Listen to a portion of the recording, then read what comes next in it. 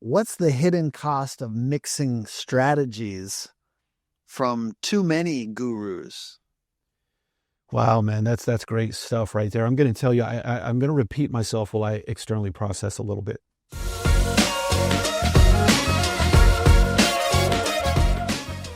Hey, how's it going? It's Tim Brown, and this is the HVAC and Plumbing Hustle Podcast. And today I've got Julian Scadden on today from Nexstar Network. How you doing, sir? I'm great. Thanks for your time. Yes, and we get people on this show all the time talking about Nexstar, and I think you guys are obviously doing something very right over there because you just have people naturally talking about how important that's been to their business. Yeah.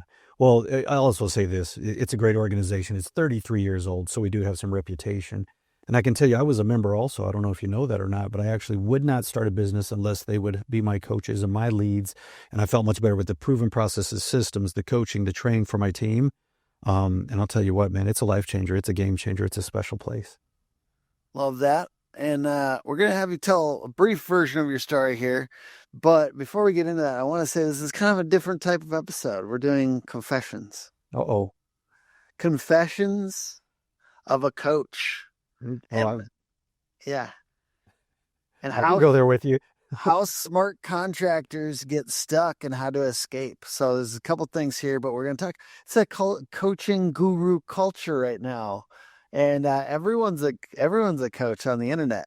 So I heard somebody the other day call it death by Facebook. Okay. So they're saying people are taking advice from these Facebook groups where the advice is unvetted and just actually destroying their company. And in some cases, like thinking every silver bullet new technology tool is going to save them so they're buying all this stuff that not all of it is going to make a meaningful impact on their revenue and their reputation and their people. Man, it's a difficult time. I can recall, running my business that fortunately I didn't have this level of social media and, like you say, what you call gurus. And it's tough. And, here's another thing that we can dig into if you want, but I still want to make this comment. Some statements are true in a certain context and they're completely false in another, meaning that if I'm looking to make an exit here in the next 3 to 5 years, I might give you some advice that makes perfect sense, but it can really hurt you if you're looking, to build a legacy business of 10 to 20 years. So now we have context and now we have goals and we have all these other things. But you get this, to your point, I get this headline, I get this snippet, I get this thing and I run with it. Then I run right into a wall. It's a tough time right now for contractors. I appreciate what you're doing. And you think about early businesses, right? Like I'm talking a lot to $3 to $15 million gross oriented businesses, but from 0 to 2 million, there's a dead zone in there where if you bought everything that we kind of talk about and recommend all the time, you'd screw yourself up because there's this cash flow thing that has to happen at the beginning. And a lot of it is scrappiness and resourcefulness. And not a lot of it is buying everything that you see on, social media. Well, I'll throw something out. I'll tell you what you just made me think of. Whether you're into this type of music or not, I'll call him a rock musician. His name is Jack White. He's with this group called the White Stripes. And when I saw this thing, and I really enjoy him, it's kind of blues background, kind of rock style. But I saw this video of him and he's just kind of talking in his backyard and he literally takes a piece of wood and he takes some twine, he hammers some stuff into the wood. He's like just talking while he's doing this video. Next thing you know, he's made a homemade guitar. He starts playing it there right in the moment. And that's what you made me think about here. I wonder if at times people think that they need to go out and get that, I don't know if Gibson's the big name, the Les Paul, whatever it is, I got to do that to play. And meanwhile, you got some guy just wearing his fingers out in the backyard, learning all the basics and becoming a better musician because he doesn't need the shiny stuff. He knows his chords, he knows his progressions, he knows his jam, and he's ready to go. So, I think I want to start with that. That's what you triggered me to say, know the fundamentals and execute on the basics, especially in in the startup modes and those growth modes. That's a beautiful thing. I have a special place in my heart for people that did the work, right? Like if you did the work, you can always go back and do the work. That's the beautiful thing. Like I know some people that they started off, they're doing pretty well, but they could always just go do some work. They know how to do the work. And I think that that's kind of that is a beautiful thing. And if you aren't that, I'm not dissing on you, but I think there's something about having the ability to go back and do the work. It kind of makes you sturdy. It makes you anti-fragile and the ability to kind of keep on. You can always go back and do the work. That's the beautiful thing. I mean, we get scared, but actually somebody said this the other day. I loved it. It was around like, there's really not failure if it's just human. You just have to get humbled. You don't like really, you're eminently, so many people owning a business, you're winning, you're doing cool things, and you get so scared because you're growing this thing and you feel like you're out on a limb. But you would actually just go work for somebody else. You know how to do, you have very, very useful skill sets. And you could always do that. That's inherently built into the trades. That's where we're pretty lucky in the trades. And I wonder how many people look past that. But you're right. No matter what, we'll find that plateau. We'll find that tipping point. We'll find that moment of fear. I've found it a few times in my life. But, that's the beautiful thing about the trades. Now, whether you work in the operations, whether you work in the office, or whether you're a technician or comfort advisor, whatever you do relative to the trades, that's a highly transferable skill. And to your point, you can bounce right back. I'll tell you, when I walked away from my business and I wanted to become a coach, I wanted to become a consultant, and I wanted to do it with Nexstar. Well, actually, let me back up a little bit. Before I started my business, I knew I could go anywhere I wanted. And I was very interested in leaving my home state, just wanted a fresh start. And I'll tell you what, it was just like, it was so free. It was scary. But to your point, or at least what I'm hearing you say, it was so empowering also. The water flows the same way. I get how it works. I know that, they're probably going to need more AC than heat down in the South, because I went from, the Midwest to the South. But I had this confidence because, to your point, I can do the work. Look, I've been in worse spots, man. I've been in crawl space, attics. It's going to stink, but I've been under the pressure. I've been under the weight. And I'm not afraid to do it again. But then my point was, when I walked away from the business and wanted to be a consultant, it was because I had that conversation with myself. And I wasn't ready to put, those personal guarantees on loans. I wasn't ready to I was losing my passion for the business. And that's in home services, which is a daily repeat business. That's very dangerous. And when you start feeling that, you either need to go re-energize, which all of us do, and that's fine, or you need to have a real serious conversation. Either somebody else needs to run the day-to-day and you need to get out of it, or you need to walk away. But there's just something there about doing the work. And I've had it where I doubled down on the work and did more. Then I had a period in my life where I said, you know what? I'm going to do a different type of work. And that was scary. Becoming a coach or a consultant, I thought just because I knew the industry would be easy, that's had its own challenges over the years. It's a whole new skill set you have to learn. So thanks for letting me go on a little bit about that. But I completely align with you. I love it. So we got this background where you've done some of the real stuff. Can you give us just a little highlight reel of some of the moments that would give people kind of a picture of where you come from? Sure thing. I'll tell you, as a young man, I was an individual, single parent home. I didn't have a lot of adult supervision, rough neighborhood. But boy, I'll tell you what, I loved doing jobs and getting money under the table. Whether it was cleaning old bars and dishwashing. Meaning when I say old bars, I guess I just mean after I never really thought about as a kid a bar the way that I think about it as an adult. Because here's what I do. I found the owner and I'd say, hey, in the morning I'll come and clean the bar from the night before. And the things I saw were just disgusting. I mean, and these are dive bars, it wasn't anything nice. But I did that and I got cash. I would deliver pizza flyers and I'd get cash. I would wash dishes and I would get cash.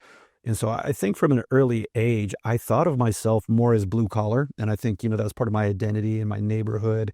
And, just my outlook. I didn't think I'd be given a fair shot, and I wasn't interested in academics. So I was very fortunate that I had this inherent, at the time it was tough.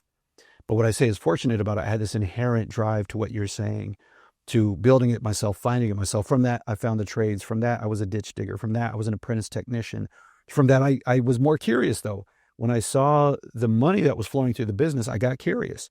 So I found mentors that would teach me the operations. And ultimately, that's what launched me to owning a business, which then led me to becoming a consultant in the industry. So I hope that was a quick enough version for you. That's perfect. I just think a lot of these podcasts really, there's a lot of great ones, but the personal story, we also say it so much, right? Like if we're doing it all the time, then it's like, okay, well, nothing wrong with great stories. Yours is incredible, actually. And Nexstar Network is pretty big.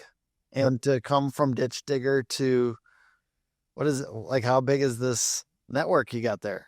Yeah, we have over 1,000 contractors. And I'll tell you that Nexstar as a collective represents in the big letter B, the second letter in the alphabet, and not only revenues, but purchases. So the collective of Nexstar and the 1,000 members that we are privileged to work with, it's, it can even be a global player. We're not. We have some, members in Australia, Canada, Cayman Islands, things of that nature.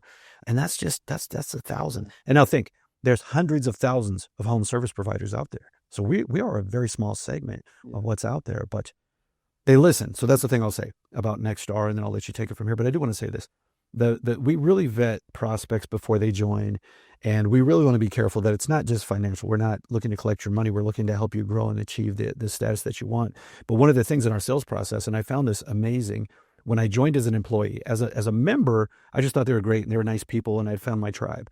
But then when I started as an employee, I found out how many processes behind the scenes. And meeting with the sales team, one of the qualifications was not only financially, are they able, is the owner out of the truck, as a saying, will they have the time to implement, but do they have a growth mindset? Would we feel good about putting them in the room with our other members? Would we put them at the table with the founders? Would this guy be a jerk trying to take it all? Or would they be willing to share the things they've learned? And, some of these psychographics, not just demographics and not just financials that we consider. So Rilla allows you to listen to, it's an AI in your pocket, listens to the appointment. It's pretty crazy what it can do. It gives a script, gives everything they said, it breaks down some statistics for you. Analyze talk ratio, interactivity, like how you and I are interacting back and forth, longest modeling, like all those things. This is the shit that I most believe in AI. Yeah. You know what I mean? Enhancing the You're user about to put experience. math and data around something that used to be my magic skill.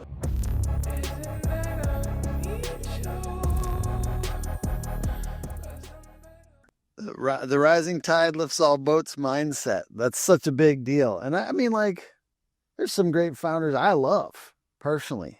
I think they're incredible, but they don't feel that way. So it's different vibes, and that's okay. You got to find your tribe. Here's my thing: is just be transparent. Be transparent, because when you talk about gurus, and I've watched some of your podcasts, and there's some people on your podcast I look at and I giggle, because they're selling this dream or this thing about, it's all good and we're all going to become rich, but I know how they operate behind the scenes, and they individually are very rich. They're quite wealthy, and that's great. But just don't sell me on this thing that everyone's going to be treated fairly and we're all going to get rich. Hey, you got a small group of investors and you're going to make money regardless, and that's fine. I have no problem with that. But no matter what it is, no matter what you do, it's just like dating. Okay, it's just like dating. You just be transparent with the people. Hey, am I the only one? You're not. We're not exclusive. I love you. You have my attention. We're not exclusive. Or I'm committed to you, and I'm going to show you every day that I'm here for you. Just tell people where you play and how you play. That's really good. And that goes right into my next question here. What's the hidden cost of mixing strategies from too many gurus? Wow, man, that's great stuff right there. I'm going to tell you, I'm going to repeat myself while I externally process a little bit. And by the way, make sure to give us some confessions along the way if you feel like giving some beneath the table baseball. You've seen a lot of consultants. Oh yeah. Well, a lot of them is my own mistakes too, and I'm not afraid to share that stuff. But these mixed. First, I'll stick with the question though, strategy. So I was almost going to jump into tactics, but strategy first. Let's talk about that. And you're right. I teed you up with that, with what I said. Sometimes we have people on these podcasts or blogs or even these groups, these small social media groups, and they're giving you advice. They're giving you metrics, but we need to step back and look at what is their strategy? What is their thesis? What is their exit strategy? Because you might hear things about a marketing spend that is really not true at a startup level, that is halfway true at a growth level, but is completely true at an enterprise level. And if we don't slow down, if people are looking to apply their aspirational metrics at a level that they're not out yet, they're going to be in trouble. They can go out of business quickly. And I know that. So when we talk about strategy, I love that question, because strategy to me is tied to an exit. And to me, that can tell the whole story. One of the most important things that we can do, and so let's get into some confessions here, is, I know when I was a member of Nexstar, talking with my coach, and I think it's important, and if you are a Nexstar member, or if you are a contractor who has a coach of any sort, and you have not had the conversation about what your exit strategy is, you're doing a disservice to the ability for that coach to help you meet your goals. It is a disservice. So I remember talking about that, but I remember being scared that if I told this coach some of my goals, that, either he would turn the pressure up and I might want to go faster than I wanted, or, he might try to telegraph something and that might slow me down from an opportunity if I wanted to move faster. So we have these weird things in our heads that keep us from sharing with our coach the way that we need to. To this day, I still keep a professional development coach in my life. I refuse to be a coach, even though I'm not technically on the coaching bench, but I refuse to lead others or influence others, or said differently, the way that I choose to lead is coaching. It's not really a dictatorship, without having a coach myself. So you stay in the practice by being a player in the game. And that's one way to stay fresh. So I got a little off the rails, so I'll pause there. No, I like that. And I just want to note, I am part of a best practices group in my industry, in like agencies. There you go. So, and I think I kept on telling people to do it. And I was like, if I'm not doing it, we've had different kind of like coaches and stuff like that, like a traction coach and stuff like that. But I like being part of a best practices group, man. It's just, my thing is the benchmarking, getting benchmarks and like talking to their money people about like, all right, this is off and this is how, and like compared to a non-industry specific like person who's doing finances, it's night and day, the quality of information that you're getting. So I'm super excited about that. And I like couldn't agree more that people need to be part of something like this to get the best out of it. And even people like, I think I had Leland Smith on the podcast, and his way was like a mastermind group of like people his size, having that. And, so however you do this, right? Like getting a group of people you want to be like and people you can learn from, but then that benchmarking thing, man, that is the best. Yeah, I really, if I can, I want to add on there. I want to add to the benchmarking because, again, to your point, the benchmarking for what Leland does, he's multi-location, he's national. And shout out to Frank over there. Frank is doing some great stuff with them now, too. I know that group well. And it is going to be, look, you can learn just from the things that these people have forgotten. And also, he needs to be in a different group because he's at a size where they're going to need data scientists. Some people who may want to listen and learn from him, when you hear about the dashboards and the things that they must do at the scale that they're at, you're not ready for that yet. So what's the abbreviated version of that, or what's the consolidated version of that? Because the things that I know for sure that he'll talk about are true. Then you brought up a good point that I like is about scale, and then look at your KPIs relative to the scale where you need to look. But if you don't have some key performance indicators, one of our coaches at Nexstar for a long time, his name is Jim Hamilton. And he always used to tell me, peel back the onions. So when I was a member, my coach was technically Jack Tester, but they only had a couple coaches. So if I had a different type of question, talk to Jim about that. And Jim introduced me to this concept because I am a very detail-oriented person and I can, keep going deep. And I would say, well, should we add this to our coaching and tracking manager, which was a dashboard for us to look at service metrics and then, see how the technicians were doing. And he would always remind, say, Julian, stay high level and then peel the onion. And what that meant is, so similar to financials, I look at all financials as a percentage, and I'm going to mix two things together here for you all. But number one, look at financials as a percentage, because as you grow, if you look at it as dollars, you're going to get scared. I'm going to tell you right now, when I went from $3 million to, a $12 million shop, who's signing these checks? We're paying, $10,000 for phones. So something's wrong around here. But then when you look at it as a percentage, it's still the proper percentage. But if you look at dollars, but what he would say about peeling the onion is look at those metrics. That if something is askew, then you go deeper. There's different layers, Julian, but don't spend your time going through all these layers. Just look at the top layer and then be prepared to peel the onion. It's really good.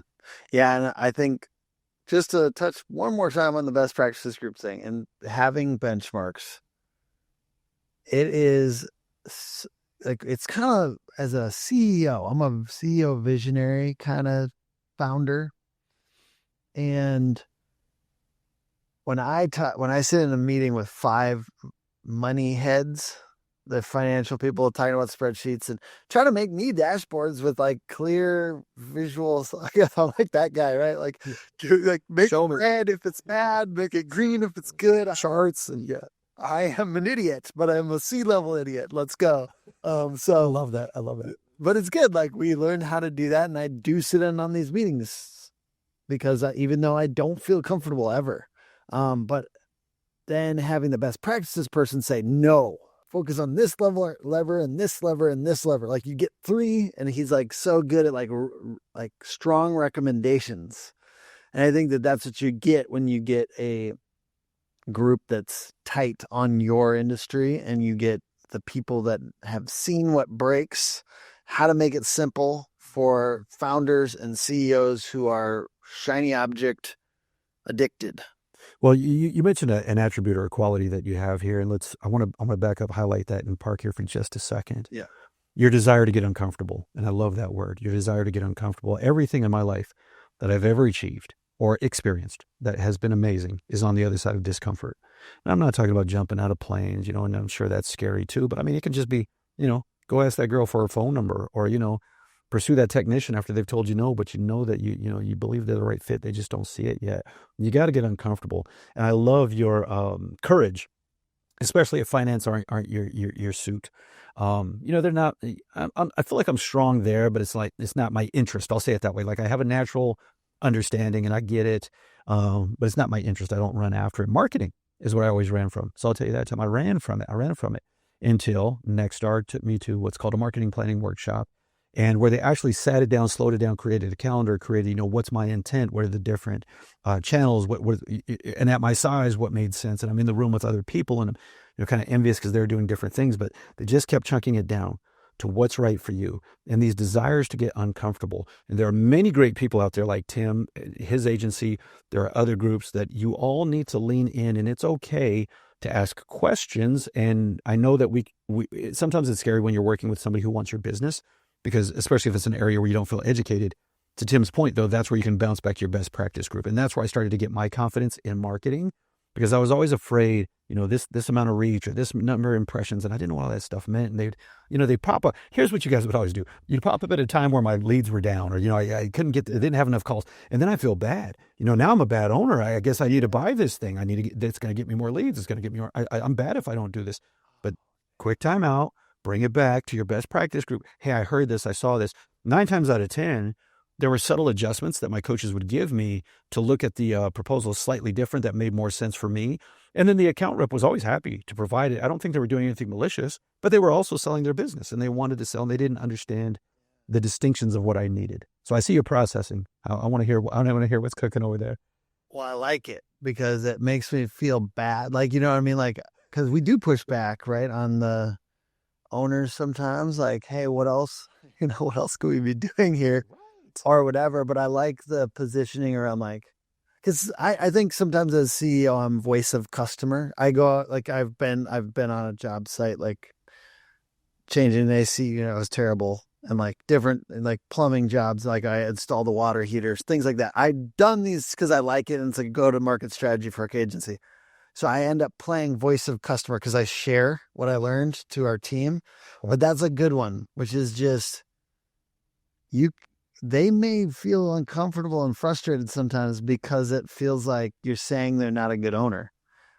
And sometimes because we're self-conscious about not being a great agency, like wanting to be the best, but sometimes we're not great at something, or we could get better at something, that it's like, watch that tone. Like we do work on watching that tone, like don't talk down. Because I think it's a very common thing for tech people to talk down to tradespeople. Like the people are used to that.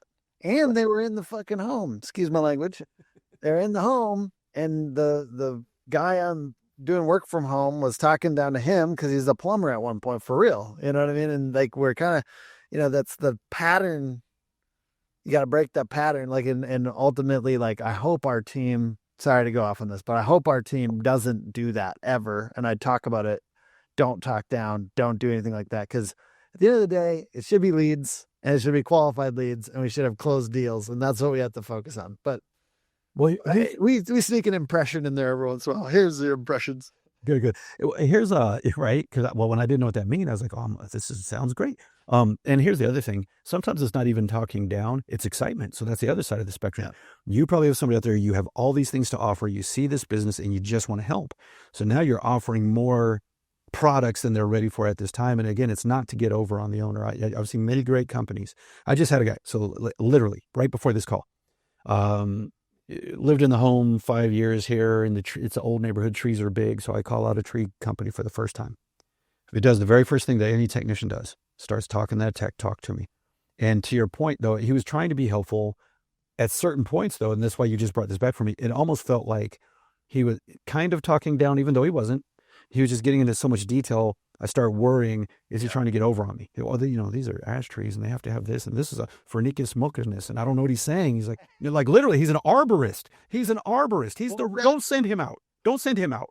Like, let him stand back and do that calculation, but let me talk to, and I hate to say this, but let me talk to a salesperson, like meaning somebody who's refined in their sales strategy, say, Mr. Scadden, what do you like in your home? Tell me what you want.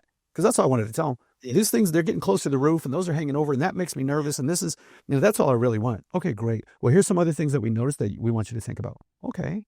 It's overwhelming.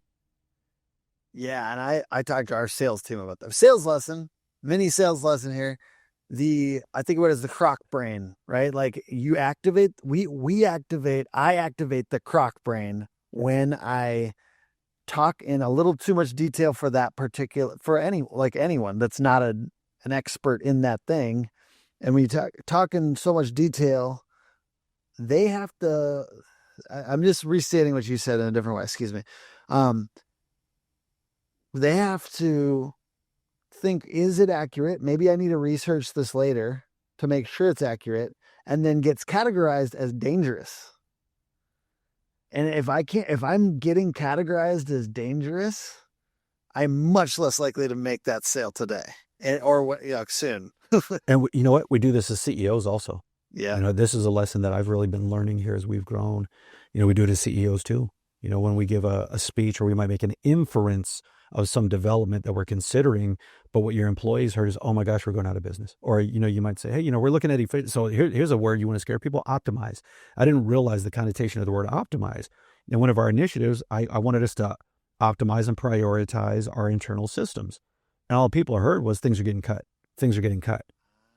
And so, we all do it in our own disciplines. We get so close to it in your own role. It's like, oh, no, it's not what I said and not what I meant, but that's what you heard. But that's what you heard. So doesn't that feel like with, just to empathize with the audience for a second, doesn't it feel like that as a CEO? Sometimes you're like, if you're that kind of leader that like wants everyone to feel comfortable and safe, right? Psychological safety is such a big part of a good work environment.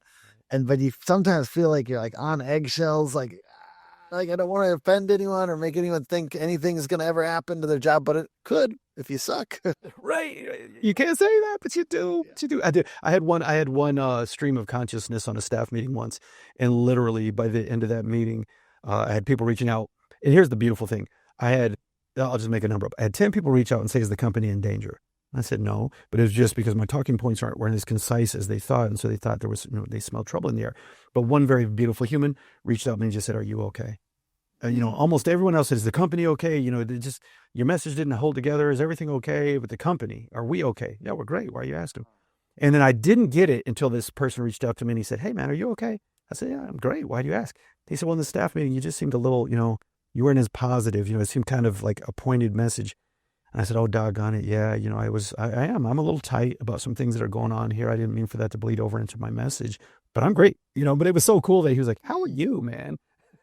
Thank God for that one person. Like a CEO, like leaders where it's a little lonely. Thank God for that one person asking that. And what a great question. Are you okay? I think everyone, we could ask that to our people more. Sometimes when we're concerned about something business related, we can ask that question too. Well, and remembering that, we have 130 employees now. And some of these people, the only time they see me is once a month on that staff meeting. And then if they miss last month's staff meeting for whatever reason, and now they see this one and, I'm just not smiling as much, or the message is just a little, they feel a little tightness in the message. And it was a tight time. And I wanted to relay a serious message. And, upon reflection, there are ways to do that. Mm-hmm. Well, we got off in a really great direction, but I'm going to bring us back to we just talked about mixing strategies. Yep. Let's get into this. Okay. Frankenstein business model. Mm-hmm. How can we vet advice? How can we not have death by Facebook or death by, all right, I hire this coach, then I do this coach, then I do this coach, and we're kind of tying it all together, but it's not cohesive. How can we avoid that? Yeah, well, let's go back. We're not going to live there, but let's just talk about strategy. What is your intent? What is your exit strategy? What is your 3-year plan? And what I see people doing is they haven't done that work. It's simple work. It's the work of your guiding principle, your value statements in the business, your own personal why. Some people don't even have their own personal standards and hierarchies of beliefs, and that's tough. So if you don't have that, you'll make any decision. And then if you don't have that in the business, how do you expect your employees to make the right decisions. And so they're going to bring you great ideas of things they found. And by creating your own guiding principles, and now some people call them value statements and some people call them guiding principles. I'm stretching to see it. Champion and elevate home services. And then Okay. I've got my, my exact numbers on the back. And I gave this to the whole team this last, kickoff. Okay, so let's play with champion and elevate home services for just a moment. Yeah. So now you can go into any conversation or any decision. So you're going to have people come, hey, I can help grow your agency. Let me tell you what I do for agencies, and whatever it is, I'm bringing you leads, whatever it is. You say, well, is this really championing and growing? Is this, and you can take it back to these filters, because it's if you don't know where you're headed and you don't know. Here's another thing that I love. My father-in-law all the time. If you send him any link of a news article, he will not read it unless you've talked about and you cite the source. You cite the source. He won't just read an article. He said, well, who's writing it, from what perspective, and why? Yeah. I mean, we can look at the FDA and the origins of a lot of our, government and understand who funded these agencies to originally navigate, some business needs forward at times, sometimes at the impact of the society itself. I just heard about fluoride. we really go off. Yeah, let's go. Sure, for 1 second. Oh, it'll be a different podcast. It will be a different podcast, but I think we should for 1 second, because when you understand the context of how things are created, like plus I'm ADD, so it's fun to switch it up and go in a completely different direction than people are going to expect. But the fluoride was a byproduct of another product, and they were looking for a way to use it. So it was essentially sold into the government or into like these municipalities as a byproduct of aluminum and phosphate fertilizer industries. And they needed something to do with it. So they're like, hey, what could this do? They faced pressure to manage the waste. And so then they led to them promoting fluoride for use in drinking water to prevent tooth decay. Anyways, okay, so understanding contexts, right, for how things get created, because understanding context helps everything, right? Like if you understand the context of the goal of your business, then you vet everything by that. And if you understand where consultants and gurus come from, then you can vet the shitty ones that pop up that are basically fly by night. And that's real. Just like there's fly by night contractors that are trucking in trucks or standing in vans, there are consultants that pop out of nowhere. And there's really not a lot of, and I'm not trying to make this a bash gurus thing, but there's not a lot of proof. So we want proof, right? And understanding the context and the proof of where things came from allows us to decide whether or not we want to use that. We don't need to bash to shine light on something that is happening right now, especially with social media.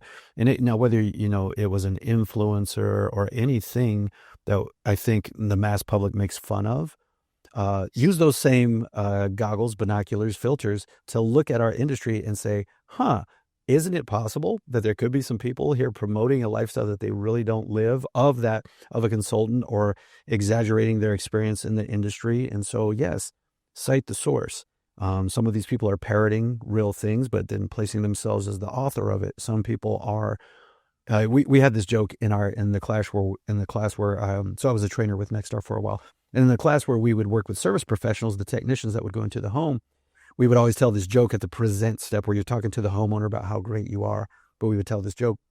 All right, so, hey, Tim, let me tell you, thank you for choosing, Julian's Plumbing. And, we're doing great. And I got to tell you, we have all 5-star reviews. I've never had a call back in life. All my employees are completely happy. And we've been profitable every year we've been in business. And if the homeowner says, well, how long have you been doing this? 6 months. Can't beat it. 6 months. Got to tell you, everybody's happy, making money all the time. Everything's great. And I do see that. And I'm glad you called it out. I do see a lot of that here of these, and in these industries, honestly, let's be real here. So I made the joke of 6 months in business, but since the pandemic, it's been easy for people to make money. So we do have some inflated egos and personalities and businesses since 2021 in the home services because of what the homeowners' disposable income that they had access to. So some of these guys don't even know they're frauds yet because they've been riding the high. they'll get revealed here as things get tough. And we'll see what they're talking about in a couple of years, but we'll see.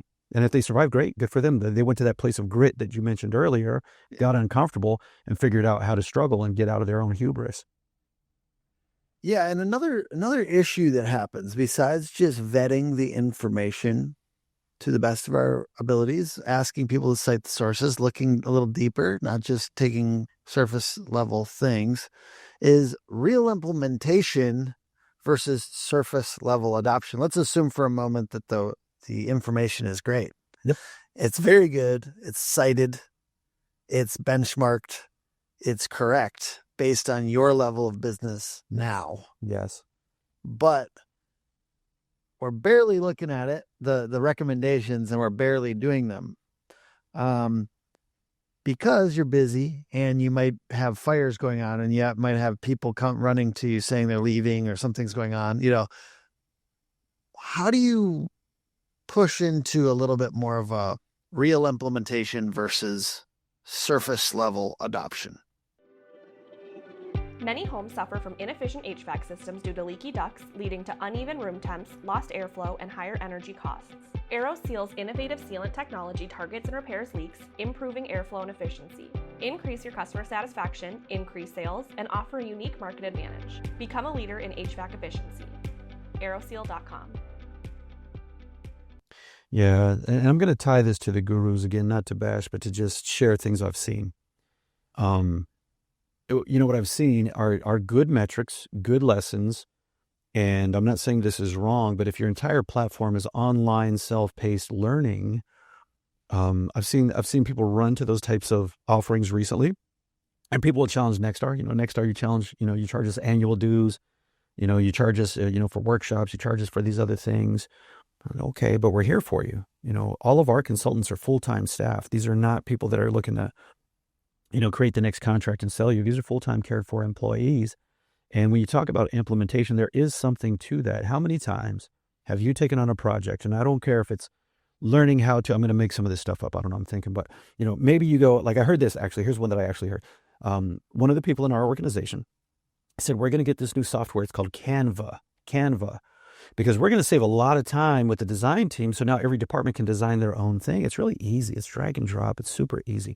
Or how many times have you thought you're going to do a home project and you go and you watch a video and it looks simple, but as soon as you go to turn that first bolt, you can't even turn the doggone bolt. It's not the same as was in the video. And so, to your point of how do we actually implement? You got to have somebody watching your moves and your movements.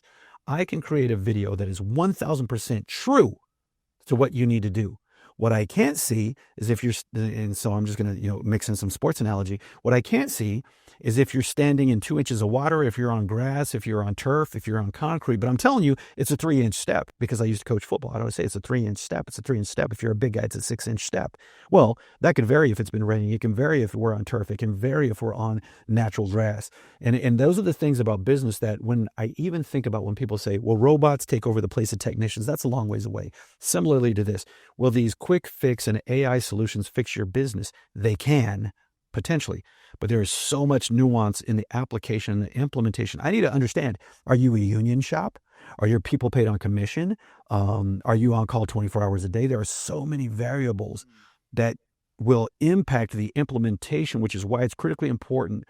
If you don't have a coach, have a peer. Have somebody you can call and have somebody say, let me run this by you. That's where the stuff gets in the way.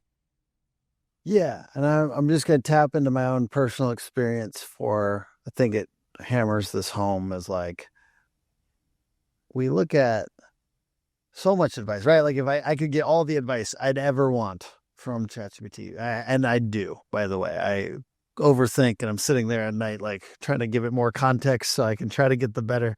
Yeah, I'm doing my best to give it as much. I put my P&L, I have my own personal AI, all this shit, right?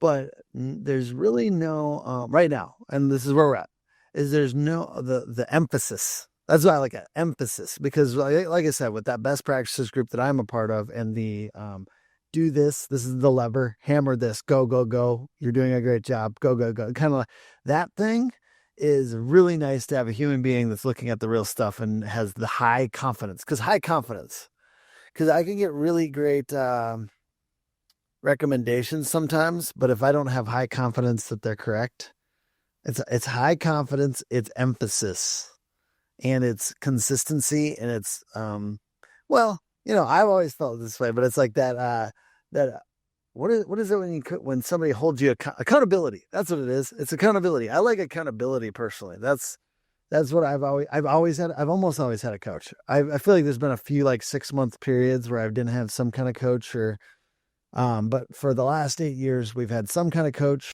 We've jumped around a little bit, which I think now we're kind of like simmering down EOS, and then we have this best practices group. But I think emphasis and accountability and confidence in the truth of the recommendations, those are the hardest part right now, I think. Even if you give it all the context you possibly could with AI, and I love AI, but I don't really take most recommendations that it has for anything. Also, the other thing that AI does, and just to like drop into tech for a second, because the next question is about tech. Okay. It also is like your mom. It treats you like you're a baby and you need a bunch of like the AI, from what I can tell, AI always is like encouraging, and it's always like, yes, that's the right, you could say the wrong thing and it will be like, good. Yes, do that. Start a new business. Yes.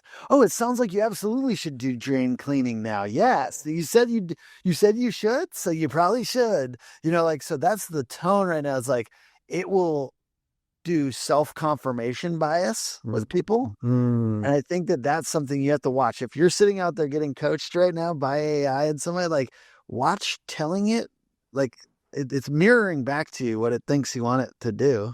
And that's interesting. And that's a scary spot for a lot of us, because I'll tell you what, there's a lot of entrepreneurs out there starting new businesses right now that should double down on their current business.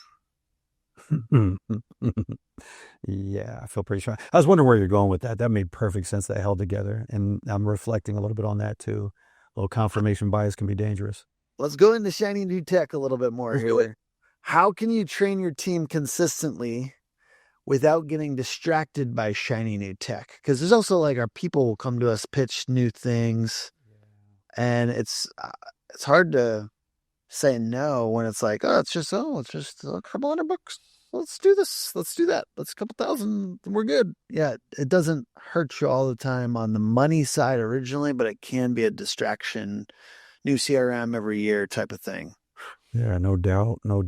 So first, just like at a larger level, we created a one sheet. So it's one sheet. It is simple, but it's still complex. And we call it a business case, where when you want something new, you really have to, and we have all these factors, these different perspectives, and the downstream impact, not just the financial impact, the return on investment. But the very top question is, what problem are you trying to solve? So, you have to start there first. It's not just because it's new. It's not because it's shiny. It's not because the rep said it's going to do this. Well, we don't have a problem there though. So what problem are we trying to solve is the first thing that we need to think about. From there, something that I learned, again, on confession level, I've made a couple mistakes here, and it's going to sound basic, and some of you are going to roll your eyes, but guess what? You'll do this too if you don't take this advice. Beta testing, A/B testing, just incremental adoption versus full-fledged running after it. So I heard you speak a little bit more towards the distraction, and that's why I started with the business case is, when you have to have people take a few extra steps to validate their thinking or to collect their thinking. So we've seen people back out of a recommendation when they've had to think it through, but they usually count on a CEO, a COO, or their boss or manager to think through. We're putting it on the form, and if it's not complete, then back to you until, you know how to present this thing. But then once it does, okay, well then how do we implement and integrate to your part? So it's not, what other pieces do we need to think about? What does it integrate with? What does it replace?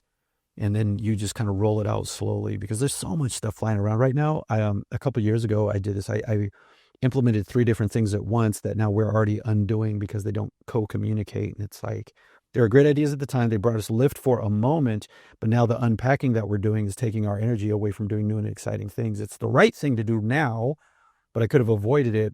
That lesson shall not be repeated, Tim. I'll tell you that I learned from that. That's part of the reason I'm excited maybe to give up CEO at some point of my company, is because I want to have to present my shit to people, but maybe there's a way to do that before I give up CEO. But like, I like the idea of having to present, because everyone listens to me too much sometimes. Yeah. I get it. Oh, I get that. Yeah. Oh, I get that, man. So I have a board of directors. That helps a lot. So I just need a board. yeah, I don't love it. Trust me, there'd be a lot more things getting done around here. Yeah, I'm teasing, but no, it's good to have that counsel, and I think you should. I have done all that I can to ensure, to a healthy degree, that I follow the processes. That I fill out a business case. I had something I didn't like it. I got to tell him I didn't like it, and then we have to use discernment that we do also have executive privilege, and there are times where I need us to do something unfounded, unwarranted, and you got to trust my vision here, gang. And this is something that we have to do, but far and few between. And here's the other thing that I'll say to you too: the distinction between a CEO and a president maybe is something you should think about too, Tim, and others should think about. So I'm just going to take a moment here. Is the size of business that traditionally tune in here. I want to honor that and maybe use some of that language, and then Tim, see how this relates for you. But being an owner and a founder doesn't mean you have the right to keep running the business if you don't have the passion or the focus. A lot of times you hear a term like a GM or an operations manager. And as you start to grow your business, you need to get these levels of people who can integrate. So on our organization chart at Nexstar internally, what we talk about for the size that we've started to become and we're starting to mature, we have a little S next to your name. That means you only focus on strategy. You'll have an SI if you do strategy and the implementation. You get a little O if you're going to operate, AKA do the work. And so most of our staff is going to have an O next to their name. They're operators. We mean that they handle the operation. They're the operator of it. You'll see more people that have an I and an O. There's going to be your managers, directors, VPs. They have an I and an O, implementation and the operate it. Then the strategy, and then you'll see some SIs. And, Tim, the reason I brought that up relative to you said people to check your thinking is if you're a CEO who has a president that has to, pull off the execution of this operation, that's where those conversations should be happening. Or if we use the EOS language, visionary to integrator, then, that needs to be the person. So that's what you've got to have: the right people, the right talent, as well as process, to stop you, challenge you in a respectful way and say, Tim, I understand. I haven't seen a business case. I haven't seen a pro forma. I haven't seen the things that any the rest of us would have to do to move this thing forward. Can you tell me why we're jumping that? They can ask you that respectfully. Can you tell me why we're skipping that stage? And then you might go, Doug, I just didn't want to. That's good. I like that. Thank you for making that useful for me too here. Last question, and I'm going to mix some things up here for fun because this is the last one. Okay. It's very important to me to be as honest as I possibly can. I've been humbled, been very humbled in my life, going through recovery and kind of just getting my butt handed to me the first half of my life, and I'm grateful that I've been in recovery for quite a while. But it does trying to be humble. Sometimes I tell my people, like, I literally don't know what I don't know what I'm doing. And sometimes, like, we're literally making this up. We're making up a company. Like, there's no real handbook from scratch for making a business. So when's the appropriate time to kind of buck up and present executive presence? Mm-hmm. And when's the right time to say, I am humbly, I don't know what the right answer is here. And I need your help to your team, or like to at least your executive team or your leadership team. Yeah, I think that's beautiful. I think that's a beautiful ownership of what you just shared there. And I strengthen you, I encourage you, and I honor you for that. If you'll forgive if this is somewhat offensive, because it might be. But what I heard in that was language. So some distinction of language is where I want to park. And I know that when we say I don't know is a little different than, this is what I know and I'm still learning. I kind of got caught in that nuance of the way that I would present it personally, is because there's a number of things that I don't know are probably pretty glaringly obvious. And so I just kind of lead in and say, here's what I'm thinking. Here's what I know. Tell me what I'm not thinking of. So just that subtle shift in language is a bit more, and you'll probably find, respected or received as a more executive presence. Because when you say, I don't know, you start to diminish a little bit of yourself. And so the fewer times I can say, I don't know, I'll just say, here's what I do know. Here's what I'm thinking. Help me see what I'm missing. Check my thinking. I'll ask people that all the time. Check my thinking. Tell me what I don't know. And when I've made a mistake, and I have made many, and I'll jump on the staff meeting, I'll say, hey gang, let me tell you what I learned. I moved with the best information I had at the time. And here's what I discovered, and here's some adjustments we're going to make going forward as a result. Will you still have some people that lose confidence in you? Yes, they will. And that's okay, because you're going to have employees that come and go anyway. For some employees, this is a transactional opportunity. They're not as invested as you. And so their judgment should be taken with a grain of salt. But you'll have other people that really want to follow your mission and be part of this with you. That distinction in language, I've just noticed that people will gravitate and accept that a lot sooner versus here's what I'm thinking. Here's where I want us to go. And the other thing, Tim, take this because I took it from somebody else, constantly reminding people that as the CEO, I am a compass. I am not a roadmap. I'm going to directionally lead us. I need other people around me to figure out what vehicle we need, I need other people to look at the terrain, and using that word, I need you versus I don't know. I need you. And it's your role and responsibility, Mr. and Mrs. VP of whatever, to go out there and look at the terrain, gauge the terrain, tell us what vehicle we need to get there. And if you make a mistake, fine. We'll find out the next vehicle and we'll learn from that. But right now, I am a directional compass. And within my thinking, there's going to be a lot of times when you're going to ask me something, I'm going to say, I didn't think of that. And I'm going to have no shame when I say it. I didn't think of that. I didn't. What do you think we should do with that? So just free yourself, brother, man. You're doing the best you can and you're leading them in the right direction. Surround yourself with a talent who can help you find what you missed. Julian, you are a wealth of information. I like your vibe. I like your vibes. Appreciate you, brother. Thanks for the opportunity. This is awesome. Thank you. Where can people check out Nexstar? Nexstarnetwork.com. Just check out nexstarnetwork.com. And if you didn't know, you need to talk about the Hook Agency too. Look, when you're confused about your marketing, he didn't ask me to say this. I'm serious. I do this all the time and I make my hosts uncomfortable. And I like doing it. But seriously, if you don't have an agency, and even if you do, there's no harm in, just learning more, expanding your thinking. And if you're going to have someone who's vulnerable enough to put out a podcast and talk about where they fumble, that might be the type of partner you want to look at and that can help you with your marketing. But nexstarnetwork.com, LinkedIn, ask somebody in your neighborhood, give me a call directly. That's where I'm at, is on LinkedIn is where you'll find me at. I'm not hanging out in any other Facebooks or other weird stuff. I don't get into that. It's distraction to me. No death by Facebook for this guy. I'm focused on building a great business, guys. That's what I'm focused on, but always make time for real humans. Love that, man. Thank you so much for being on podcast, put on by hookagency.com, Hook Agency all over social. Thank you guys so much. Peace.